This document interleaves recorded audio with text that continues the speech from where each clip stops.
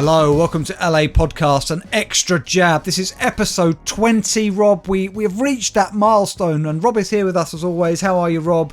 20 episodes. How do you feel about that? Amazing. I'm just thinking as well is, so when we get to 26, given the fact we release this every 2 weeks, does that mean we've done a year's worth of Patreon episodes? Is that right? That can't be right. No, do you know what? No, because for logistic reasons, not quite. Because at the beginning we recorded a number together so that we had something we could release. But you're right, fucking hell, mate. And the other thing is, Rob, of course, I'm saying, well, look, how many episodes did we release of Daft Talk, the legendary Daft Talk? Oh God, yeah. Because we're soon going to overtake that, aren't we? We will. I think Daft Talk had, I think it was either 23 or 24. So yeah, we are rapidly. That's incredible, the fact we'll be overtaking that in the next couple of weeks. It is, Rob. Look, I've been immensely looking forward to this episode of LAPodcast, an extra jab, because Rob, there's a story that I thought about doing on the regular LA. We didn't have time, but any of our Patreon listeners are in for a treat. This is from the Manchester Evening News. I'm going to start off with this story. Why not? I think this is up there with our best ever headlines. Okay. It's not long. It's not convoluted. I do think it's one of the best headlines we've ever had. Right. In terms of just, if there was a headline that wanted to make you read the story and know more, this is it. Okay. It is by nobody. There is no journalist listed on this story. Right. Now, what's weird about this, I don't know. I went to Manchester Evening News main page and it was on there, so I don't understand the dates at all because it was on their main page. But it says it was from the 8th of August 2005, updated 12th of January 2013. So why am I seeing this on their main page? I have no idea. But it was on their main front page. Yeah. Headline: Brian Harvey blames potato for accident. I mean, first of all, by the way, I'm on board with the fact it was Brian Harvey. I mean, I'm not ashamed to say this, Alex. I was actually listening to the greatest hits of V17 not that long ago. I mean, they had some great songs. Right, but so let's... go on. Also, this is the man who managed to run over himself with his own car. I mean, that's a feat in itself. Yeah, we're going to be getting onto that. So listen. Okay. For our international listeners in particular, Rob, do you want to say a little bit about who Brian Harvey is? Yeah, okay. So, I mean, let's take you back to the heady days of the maybe sort of mid to late 90s, I'd say. Now, obviously, Take That were riding high. Everyone knows Take That. I think they were both international, and obviously that when Take That broke up, there were helplines set up because their fan base was so fanatical that they needed support. Now, for those who thought that Take That were a bit too sort of mainstream and a bit too, middle of the road, then you had East 17. Now, East 17, for those who don't know, is the postcode for Walthamstow in London, which is where they were from. East London. And they were... East London, sorry, yeah. They were a bit rough around the edges. I mean, they were definitely on drugs. There's no two. I mean, a lot of bands in the 90s were on drugs. Well, but they also wore... They were those kind of like 4 white guys who dressed like they wore baseball caps back to front, big jackets. They kind of were trying to look like something that maybe they weren't. I don't know. When I look at them now, I think they looked ridiculous. They used to wear these sort of beanies. Really, they just look like dickheads. Yeah, and also they did not. I mean, the main thing is they did not look like they should be in a boy band. They look like they should be in some shitty sort of rap group. Yeah, but the truth of it is that the guy who led the group, who didn't sing, what was his name? I can't remember his name now. The guy who wrote all their songs was actually really fucking talented. I'm trying to think of his name. I know his face, and it's annoying me. Hang on one second. Yeah, we've got to give him credit because he's actually a really talented songwriter when you listen to a lot of their songs. Tony Mortimer. Now, like, I think of a song like Stay, which was their Christmas number 1. That is a very, very well-crafted song. You don't find ones much better than that. Alex, I think all around the world, House of Love, It's Alright, these were all bangers. And at one stage, I think, they were, I think, in terms of album sales, they were actually overtaking Take That. But, unfortunately, I think things took a turn for the worse. But back in the early 90s, they were huge. Do you want to say a bit about Brian Harvey then? He was the lead singer. He couldn't really sing at all. Well, I think I'm not sure if this is an unfair comparison. I think of Brian Harvey in the same way I think of Bez from the Happy Mondays. Bez had the maracas. He was just in and around the group. He wasn't officially part of the group. I mean, Brian Harvey was, but there was no discernible talent there. Now, maybe that's an unfair comparison to lay at the door of Brian Harvey, but it was always a bit of a confusion as to why he was in the band. But why would you make him lead singer then? They didn't just put him on the maracas at the side. They put him front and centre. He was their poster boy. Yeah, I would also argue that Tony Morta was also more good looking than he was. But all right, Rob. Well, hang on a minute. Right. You don't get groups that came later, like Blazing Squad and all of that, without groups like E17. They just wouldn't exist. I completely agree. And also, I think in terms of some of their music, they were quite pioneering because a lot of their music had quite a dance theme to it. And I think in some ways they made sort of dance a bit more mainstream as well. So I think there's a lot to be said. And like I said, if you go back, some of their music really holds up. So, Rob, this is about the car incident that you mentioned. This must be the original write-up of it. Maybe it's because it's an anniversary. Well, it's not an anniversary of it. I don't understand why this was on their front page, but I've got it. We're reading it now. We're there. This is a very old story, but let's talk about it anyway. Pop star Brian Harvey today claimed gorging on jacket potatoes prompted a car accident that left him fighting for his life. Sorry. 31. He was eating... I didn't even... Sorry, he was eating a jacket potato in his car whilst driving. No. Oh, right. The 31-year-old, who may never walk again, said he tumbled under the wheels of his reversing Mercedes after the food made him feel sick. So basically, he ate loads of jacket potatoes at home, right. And then he got in his car. He said he yanked his car door open to vomit while driving down a cul-de-sac, only to be tossed from his seat and crushed underneath his speeding car, shattering his pelvis. Now, wait a second. Do we believe this, Rob? This sounds to me like something else happened, right?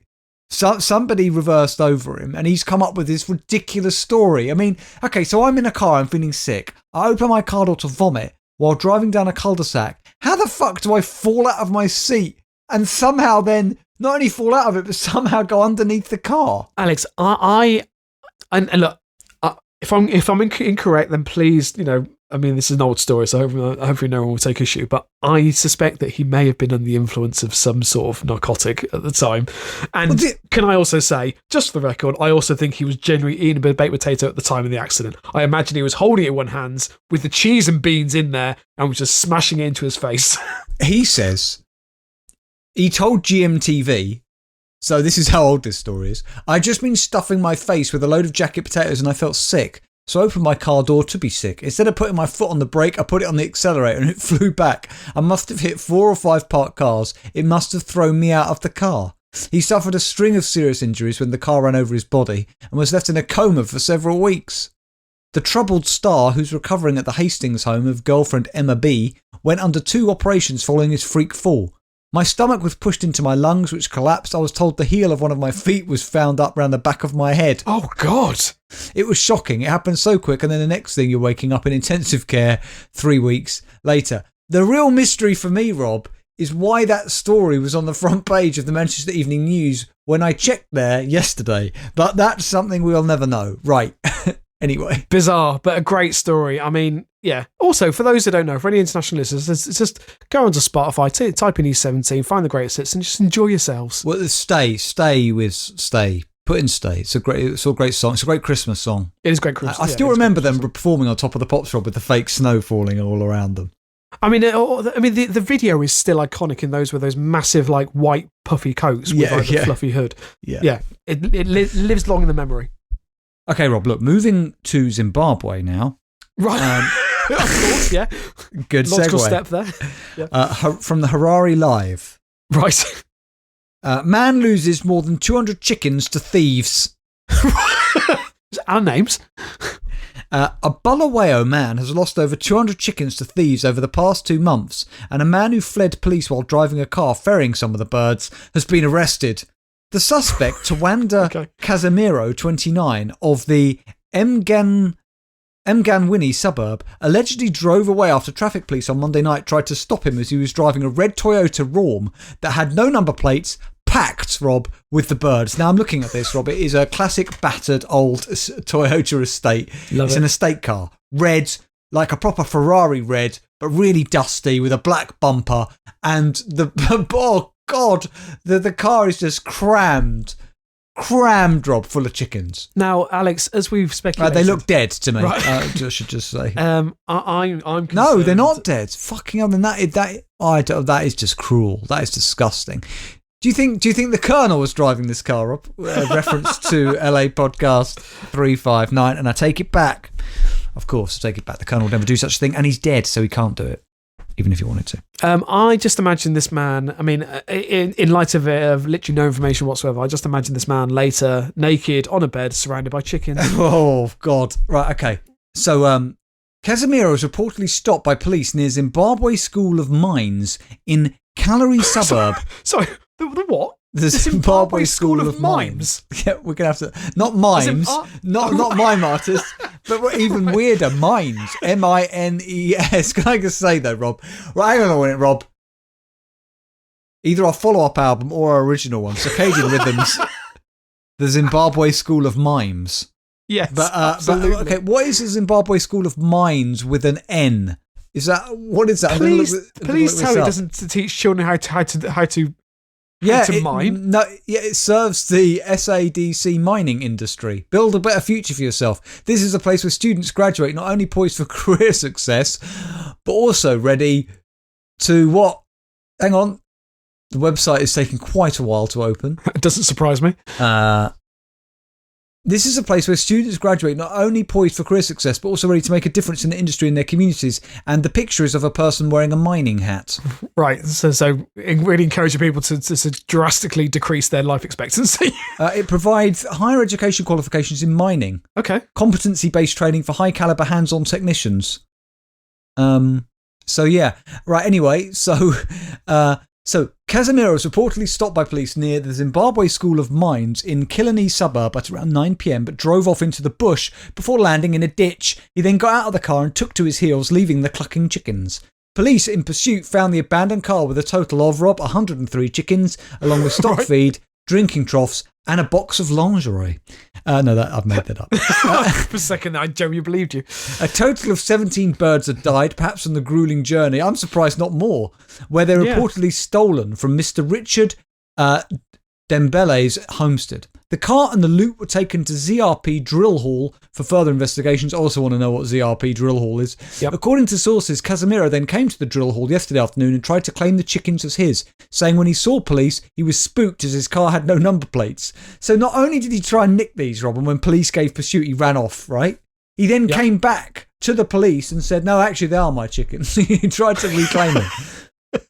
It is reported that Casemiro said he was transporting the chickens to his house in Mganwini, but unbeknown to him, Mr. Dembele had already made a report of stock theft in the morning and was at drill hall to identify them. Casemiro was then arrested. Can I just say, I'm loving this story, Rob. This is a quintessential Zimbabwean local news story, and it's absolutely brilliant. Yeah. Mr. Dembele has been having sleepless nights, Rob, ever since the thieves targeted his house last month. It's like Alan Ames from the last episode, Rob. This is the second time they've struck at my house. The first time was last month and they took most of my chickens. This month they used the same method where they cut the fence, the locks and stole my layer chickens, said Mr. Dembele. In an effort to stop the theft, he purchased a dog, but the dog, Rob, has gone missing. So they stole the dog, they stole the chickens. I don't know whether it makes sense. You steal the dog, which could be like a security guard dog, and then you steal the chickens. It makes perfect sense. Well, it's a perfect crime. I don't know whether this dog was stolen or what, but we can't find it. On both occasions, I didn't hear anything from the foul run, said Mr. Dembele. I don't know what the foul run is. Is it like a chicken run? As in foul as in chicken? Yeah. So where the chickens normally reside? Oh, I see. Bulawayo police spokesperson, Inspector Abediniko Cube, confirmed the incident. We have arrested Tawanda Casemiro of the Mganwini suburb and we are treating this case as stock theft. Right. Alert police officers from traffic were doing patrols in Killarney, opposite School of Mines, where they tried to stop a red Toyota Raum that had no number plate. The driver ran away, turning into a bush and landed in a ditch before abandoning it. Police discovered 103 chickens, of which 17 have died, said Inspector Cube. The battered car did not have back seats, Rob, and could have been used for other stock theft cases, as Casemiro has a pending case in Kesey of the same crime. What a brilliant story. Absolutely.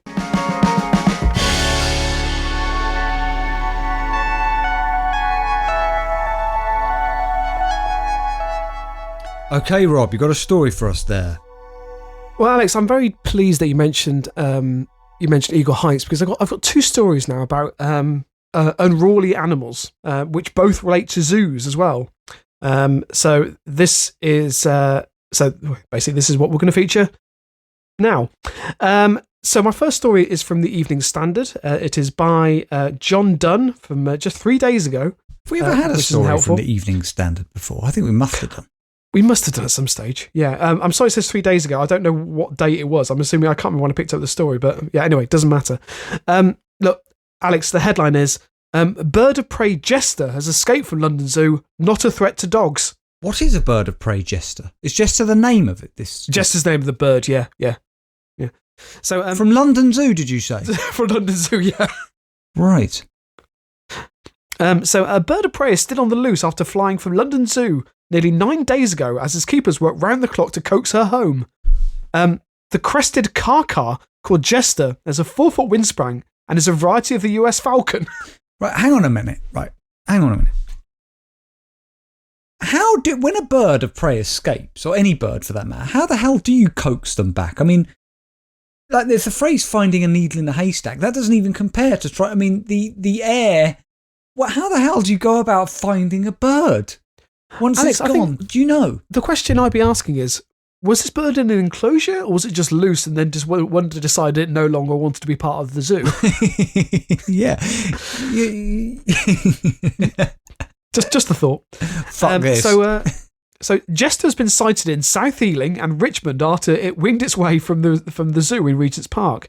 Zookeepers have now traced the bird to Barnes Common, where they are on a stakeout in the hope of cornering her. So is it just some people in a bush with rifles or with tranquilizer darts in them? I love it. I love the idea you got a sniper on a roof ready to take this bird out. Yeah, it does actually say. So apparently the zookeepers have they've wanted to coax Jester into a travel crate using her favourite food, quails and crickets. So a dog walker who spotted Jester 11 miles from the zoo on the Common on Wednesday said, "I couldn't believe it what I saw looking down from the trees." I mean, Alex, that would be genuinely terrifying, wouldn't it? What, seeing a falcon? It'd be amazing. It'd be amazing at the same time. But a falcon wouldn't hurt a human, would it?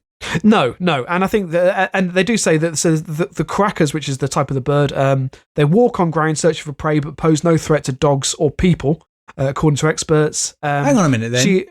They haven't mentioned cats there. That's worrying. It seems like a glaring omission. Your cat isn't safe, but your dog is. What I also like is the zoo said, "We're not concerned about Jester's welfare, as crackers are well equipped for surviving in an urban environment. Crackers are small birds of prey and pose no threat to people or dogs. Rather like a crow or magpie, they are primary scavengers eating carrion." I don't know what carrion are. Insects, I think? Carrion insects or grubs. Whoa. Carrion is the word for, carcasses. Oh, is it? Yeah, so basically dead meat. Carrion is decaying flesh of dead animals. Right, good to know. The zoo also added, apparently, she escaped by flying off over Regent's Park during training last Tuesday. There we go. And is being missed by her brother Joker, zookeepers have said. So apparently there's two siblings called Jester and Joker. Those are stupid names. I don't want to be standing out in a bloody enclosure shouting out the name Joker and Jester. Sound like an idiot. I know what you mean. Just a quick follow-up, apparently. So this is from MSN.com. So apparently she has now been caught after being found sitting on the lawn outside the Royal Hospital for Neurodisability on Thursday afternoon. I don't know why, but I love that. I just love that that's where she was. Right. Yeah, it's all very strange. Now, Alex, So that's my first story. My second story, and please brace yourself for this because it is graphic, and there is actually a video. So if anyone does want to view this horrific act, then please do so. Will you want me to view it? It's entirely up to you. Let me read the headline, and then you can make an informed decision. So this is from the 10th of March by Ellie Kemp from the Manchester Evening News. Horror at Chester Zoo as monkey snatches seagull from sky and savagely smashes it to death. What? Yes. A monkey snatched a seagull from the sky. A monkey atop a pole grabbed a seagull out of the sky and smashed it and ate it, Alex. That's right. That's what happened. And there's a video. Of it happening. Happening. Okay. I will be watching that video live on air once you've read a bit of the story. But let me get it up. Okay. So I'll just put in monkey seagull. I think that'll be enough. Monkey seagull Chester Zoo. That'll do it. So look, this is the horrific moment a monkey transformed into King Kong as it scaled a 20-foot tall pole to snatch a passing seagull out of the sky before savagely smashing to death against its perch and eating it. Rob, I have the Mail Online up now, and it's just got a still of the opening of the video. That's all I can see is a still. It looks like one of those grainy images of like Bigfoot. It's quite incredible. It looks like a man astride a telephone pole, obviously it's a monkey, grabbing a plane out of the sky, which I now know is a seagull. Can I watch it? Yeah, absolutely. You go ahead. Right, I'm pressing play, listeners. Holy shit! Oh my God! Yeah, it's quite upsetting, isn't it? Is it right, listeners? It looks like a huge primate stood up the top of a pole, a very high pole, and this video is him literally holding the seagull and smashing its head onto the pole repeatedly in the most brutal fashion. I'm still watching it. There it is again. I cannot believe what I am seeing. Monkey batters seagull to death in front of shocked family at zoo is surely one of the best headlines I've ever. And the kids are crying and. As you would be, Alex. I think I would be if I saw that. Sorry, he's still. It's dead, yet he's still smashing it. Right, I can't watch any more of that. Rob, right, what zoo was this at? Was it? This is Chester Zoo. Chester Zoo.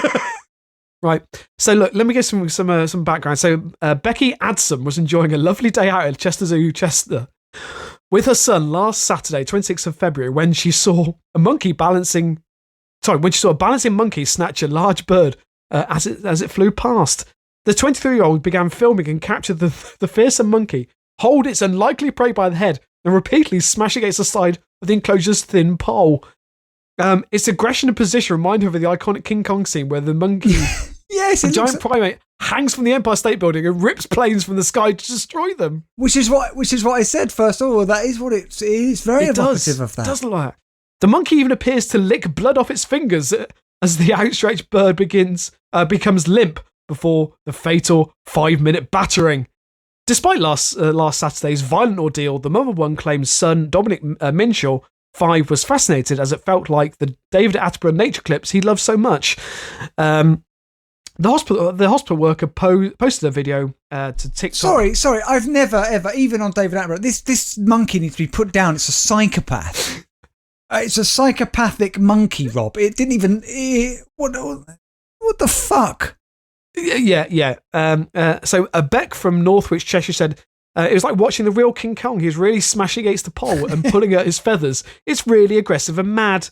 We've just been to see the rhinos. So we were walking across and I saw these seagulls circling, and then this monkey caught one of them as it was flying past. It was really clever. I told Jamie and Dominic looked too, so I started filming. When I zoomed in, I could see it was battering the fuck out of this seagull. I couldn't believe it. I captured it on the video. What a quote.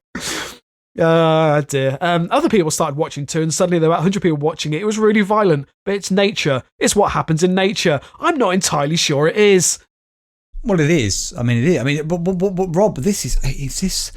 First of all, it reminds me of the beginning of 2001 when the monkeys are really beating when one tribe beats a shit out of another. It's that brutal. Yep. But also, Rob, is this Is this evidence of monkeys evolving around us? This is quite a clever thing to have done. To climb a pole, Grab a fucking seagull out of the sky and smash it. Did it eat it afterwards, or? Yep, no, it ate it. No, she was going to say, Dominic asked if David Attenborough was watching as well, because this is the sort of thing we watch at home. I just thought it was amazing because he thought they were fighting. It could have scarred him for life. If I was his age, I would have been terrified. I think I'm raising a psychopath. Her words, Alex, about her son. I've seen comments on my video. Hang on a minute. Slow down and backtrack. She worries that her son is a psychopath because he enjoyed watching the monkey kill the seagull. Well, right. Interesting, isn't it? I've seen the comments on my video saying it's like the next King Kong movie. I noticed he was licking his fingers. He was really enjoying his meal. Again, this was the monkey and not her son. Then the monkey dropped the seagull, slid down the pole so quickly that it was... Oh, God. Then it was pulling its insides out before we pulled it back into the cage. There were lots of seagulls flying overhead. He just picked one, poor thing. Alex goes on like this. Is this normal behaviour for a monkey? I thought, aren't monkeys herbivores? Was that only gorillas? No, I don't know. Good question, Alex. I don't think they are. No, I don't know, actually. Monkeys herbivores? I'm trying to see if there's anything from... apparently, Chester Zoo declined to comment. No, omnivores. They eat plant-based food, such as fruit and nuts, as well as some meat, like lizards and bird eggs. But I think it's normal for them to smash fucking seagulls' heads up against poles and then rip their insides out. This is a monkey, Rob, that's gone ape. That it's next. It's definitely next level, Alex. I must admit. Now, Rob, we compared this story to the opening scenes, the very long scenes of 2001. Where I think there's no dialogue is there in 2001 for the first 45 minutes. No, for the last 40 minutes. Yeah. And I'm going to relate that now to this story because really, a lot of the themes of, I don't know, of 2001 were very spiritual in nature, Rob, and maybe had even to do with the ending with immortality to some degree. I'm really struggling to tie these two stories together, but I will. This is from, Rob, nerdist.com. Right. So we're now going highbrow, Rob. We're gonna read a proper story together. Okay. But we're going to do it because I just think there's a lot to talk about here. It's by Matthew Hart, March the 11th. Dyson Sphere may be the key to human immortality. Okay. Yeah. Okay. Russian life extensionist Alexei Turkin. Now, can I just say the job title life extensionist is brilliant. They're penis extensionists and then there are life extensionists. They're two different things. Life extensionist sounds like... I mean, there's something quite sinister about it. It's also a very wanky term. Yeah. He experienced, Rob, the loss of a classmate firsthand when he was young. Ever since, he's been on a mission to find out how to make humans, like Greek gods, immortal. And the latest iteration of transhumanists' in quotes, roadmap to immortality involves, of course, a veritable sci-fi blend of superintelligent AI, universe simulations, and Dyson spheres, the hypothetical megastructures that completely encompass stars. Turkin and fellow transhumanist Maxim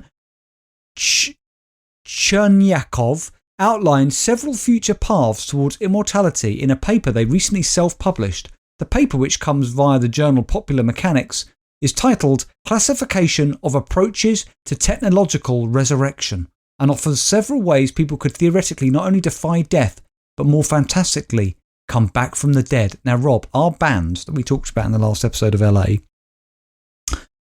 Circadian Rhythms, our album title, I'm telling you now, or our episode title for this, is Classification of Approaches to Technological Resurrection. Absolutely is. Also, Alex, what's a transhumanist?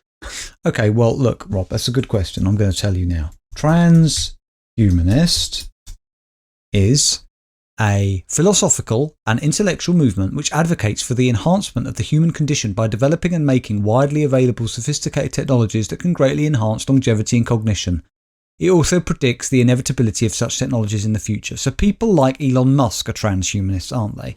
Right. And then many people who founded Google. So it's basically it's the advancement of the human race through technology. Well, yes, but more than that. Much more than that. I don't know. I think somebody believes in building computers isn't a transhumanist. The idea of grafting those things onto your brain and body to make you sort of superhuman is. It's a very scary group of people, I believe. But anyway, death seems to be a permanent event but there is no actual proof of its irreversibility, the authors write. And while no method is currently possible, many may become feasible with future technological development.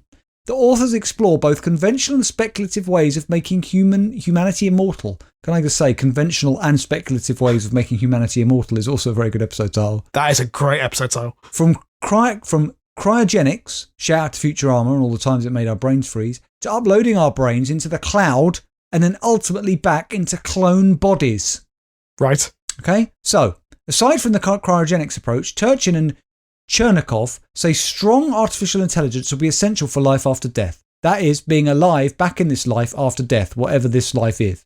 The superintelligent form of AI, which would very well arise in our lifetime, would be instrumental in, say, uploading people's consciousness to the cloud, Rob. So like sticking your consciousness on Dropbox, Rob, right?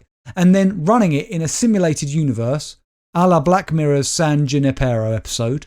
But the power demands, Rob, required for that kind of AI, the authors say, would be gargantuan. And while Tesla batteries are popping off production lines at quite a clip, they just wouldn't cut it. That's where, Rob, the Dyson spheres, shell-shaped solar panels encompassing stars absorbing their energy, would come in. Now, I thought the Dyson sphere was a new invention by James Dyson that was going to make us all immortal. It does sound like that, yeah. It's got nothing to do with that. The spheres, theorised by theoretical physicist Freeman Dyson, could come in multiple flavours, two of which are above. The one immediately above in this article shows a swarm of solar panels around a star. And while humanity is likely to build neither in our lifetimes, if super intelligent AI does come online, it could probably handle the task no problem. So the idea is, Rob, that artificial intelligence would be so clever, it could build a whole panel of solar panels round a star and absorb all that energy, and that, Rob, would be the battery that fuels uploading your consciousness, Rob, up onto Dropbox, then back into a clone body, and you could live forever. End of the story. I don't want that, Alex. No, right. As we don't know what happens after death, right? If there is an afterlife, a blissful afterlife, Rob, awaiting us all, how fucked off would you be to have it snatched away from you by having your consciousness uploaded into numerous clone bodies? This sounds like a living hell. Death is there for a reason. Yeah, there would have to. I think there would have to be some sort of consensual agreement that you'd allow this to happen, because, as you rightly say, and also, I mean, say if you were suffering from something like dementia, for instance, you know, the brain would have been deteriorating over a long period of time, and if they uploaded that version of your brain, you'd still be suffering. So there would have to be. But they wouldn't do that. Though, would they, Rob? Look, the point is, Rob, these people are nutcases, and I'm going to say it now, Rob. I'm going to say it now, and I'm sorry if I offend anybody, but I would argue they're nutcases to the degree that the Nazis were with their philosophies. You could argue, yeah, and I hate to say it, but when you said life extensionist, that kind of where I went, because it feels like you're doing certain experiments that may be slightly deemed unethical, but I don't know. That's just me, Alex. That's quite a heavy take, but yeah, maybe a conversation for another day and another podcast.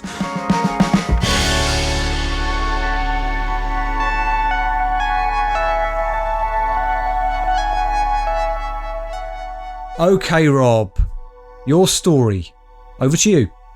So, Alex, after the last story, I think we need something that's a bit lighter, if I'm completely honest. So Fine. This is from the North Wales Live. It is by Amelia Shaw from the 4th of March. Hang on a minute. We've got the Wales Online. Is the North Wales Live a different paper? It's a different paper, yeah. Have we ever had a story from the North Wales Live before? We have, yeah. I seem to remember there was that. The one that stands out for me is the man that I think was found naked in his car during lockdown. Yeah. Anyway, so the headline here is mystery as Anglesey woman wakes up to find giant boulders in her garden. I've been to Anglesey many times, many happy memories of Anglesey. So we've got friends of the family who don't live there anymore. They now live in Shrewsbury, but for all the time I was growing up, they lived in Holyhead in Anglesey, and that was quite a drive. It is. I remember my dad, we would drive round these. I remember a lot of very treacherous cliffs in Wales we'd have to drive around to get there that had no barriers on the side, Rob, at that point. Yeah. That's part of the fun of it, Alex. Yeah, it's part of the danger of North Wales. Yeah. Anyway, so a woman woke up to find 6 giant boulders in her back garden, saying the only logical explanation Aliens. is that they fell during a meteor shower. Nothing else. But that's quite unusual to have. If it was a meteor shower, normally you think that in a meteor shower that it all breaks up and disperses a lot. To get 6 boulders fall in your garden on a small concentrated space. Yeah, Rob, this is a sign of the end, isn't it? I mean, possibly. I think the fucking monkey bludgeoning to death the seagull was a sign of the end. Also true. Yeah. So on Friday, February 25th, an Anglesey resident was heading to bed at a home in, oh god, Llanek in no, I don't know. It's in Wales. At around 10 p.m, when she heard an almighty bang and the house shook, knocking down her curtains in her bedroom. The 27-year-old said she investigated the inside of her house and couldn't see anything out of the ordinary. Initially thought her chimney breast had collapsed after the recent bad weather. Sorry, Rob. I got distracted. Can you read that sentence again? Sure. So the 27-year-old said she investigated the inside of a house and couldn't see anything out of the ordinary, and initially thought her chimney breast had collapsed after the recent bad weather. So, sorry, is this woman deranged? She thought that in the storm her chimney breast collapsed, and that left 6 boulders in her garden. Well, no, I think so. Basically, she was heading to bed, heard an almighty bang. Oh, and the house shook, okay. And she thinks that what was caused it. But also, I mean, surely if your chimney breast had collapsed, there'll be like some evidence of that inside the house. But she was saying she couldn't see anything out of the ordinary. So why did she just assume that the chimney breast had collapsed? Anyway.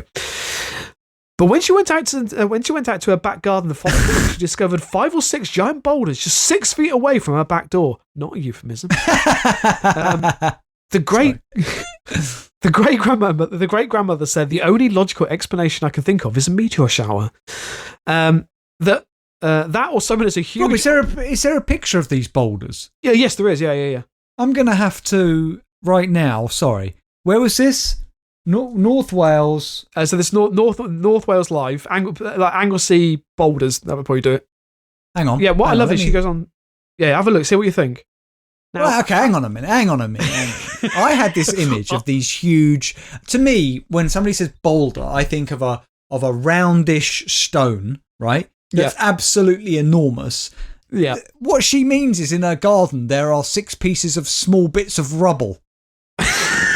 Right. Also, by the way, that have come down in the storm from somewhere. I don't know where, but. And that's clearly masonry. That's not come from the sky. No, one of those quite clearly has been milled. I mean, there's quite a groove in it as well. Yeah, this is not from a meteor shower. This just looks like a wall that's collapsed. So, Alex, someone's just dumped rubble over a back fence. That's all. That's all it is. Yeah, you've been fly tipped, love. Right, that's all that's happened. What I love is, so she says the only explanation I could, there was a meteor shower. That isn't the only explanation in which Alex. No, but she goes on to give another explanation. That or someone has a huge old-fashioned catapult that they used to launch boulders at castles back in the day. Sorry. I know the people of North Wales can sometimes be simple. Yeah. The 2 explanations that she can come up with are meteor shower or somebody with a large catapult. What about what you said? No, somebody's just parked up at the side of your house and dumped some junk over your fence. Yeah, I mean, Alex, I think that's the tongue-in-cheek comment. I hope. I don't think it is, Rob. No. So look, I wanted to check outside the following morning because at the time it was dark and raining. I was puzzled and tried to work out how on earth they came to be there. A couple of days later, I bumped into my neighbour and they had heard the loud bang too. So the UK Meteor Network, a network of 130 detector cameras recording meteors and fireballs over the UK, had tweeted pictures of a meteor above the UK captured on 18 different cameras at 10:40 on the night the woman claims to have heard boulders falling from the sky. So, Alex, there is a possibility that these could be meteors. Unfortunately, I mean, it doesn't go into a lot more detail. A spokesman for the Met Okay, well, if they're meteors, Rob, then they're aliens somewhere in their life using similar masonry to what we do. Well, right? Look, I mean, Alex, let me just leave with the last line of this article. So, a spokesman for the Met Office confirmed that while meteor showers are not their area of expertise, it's not likely that the weather played any part in the noise the resident heard that Friday night.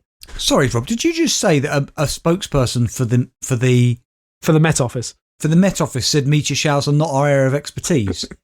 Yeah. What the fuck is your area of expertise then? Weather. Oh, for God's sake! Surely though you'd look. Sorry, no, I've got no time for the Met Office now, Rob. That's it. Rob, I'm announcing it now. I'm boycotting the Met Office. Fair enough.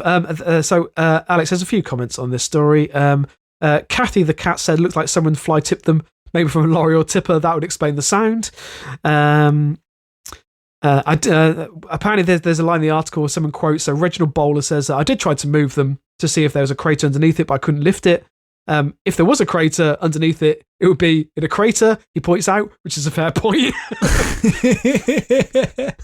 Whether you tried to lift it or not, the crater would still be there, unless it was a really small crater.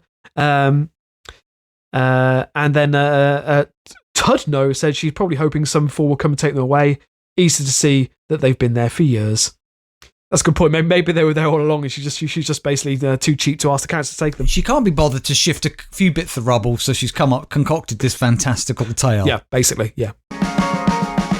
Well, thank you very much for listening, everybody, to this episode of LA Podcast, an extra jab, episode 20. We've really enjoyed your company, as always, and we are going to be back again in a week's time with our regular episode of LA. That'll be episode 360, would you believe? That's the regular episode of LA, the free version of LA, but in no way the budget version of LA, Rob.